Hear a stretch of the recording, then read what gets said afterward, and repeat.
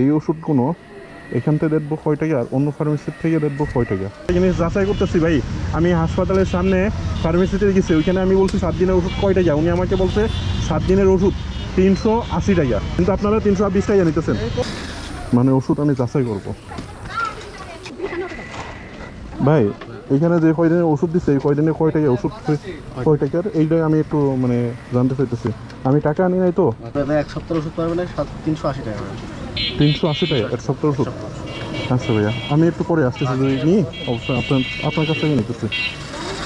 আচ্ছা, উনি আমাকে বলছে 7 দিনের ওষুধ 380 টাকা এই হাসপাতাল, কিন্তু আমি আরেকটা ফার্মেসিতে যাবো এখন, ওইখানে দিয়ে দেখবো কত টাকা নেয়। ইনি 380 টাকা বলছে। তো ফার্মেসির ব্যবসা বিষয়খানে আমি একটু দেখবো।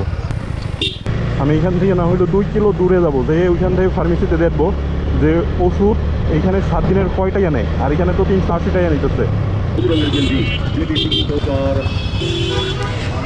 আমার এটা 7 দিনের ওষুধ কত টাকা হয় আমাকে একটু দেখেন তো। এখানে তো 7 দিনের ওষুধ আছে না, 7 দিনের ওষুধই দেখেন কয় টাকা হয়। 7 দিনের আসলে আপনার 357 এখানে আসবে 320 টাকা। 320 টাকা 7 দিনের ওষুধ। 7 দিনের ওষুধ। আচ্ছা দেন আপনি। আমি এটা কিন্তু রেকর্ড নিচ্ছি কিসের জন্য জানেন? আমি একটা জিনিস যাচাই করতেছি ভাই। আমি হাসপাতালের সামনে ফার্মেসিতে গেছি, ওইখানে আমি বলছি 7 দিনের ওষুধ কয় টাকা, উনি আমাকে বলছে 7 দিনের ওষুধ 380 টাকা, কিন্তু আপনারা 320 টাকা নিতেছেন।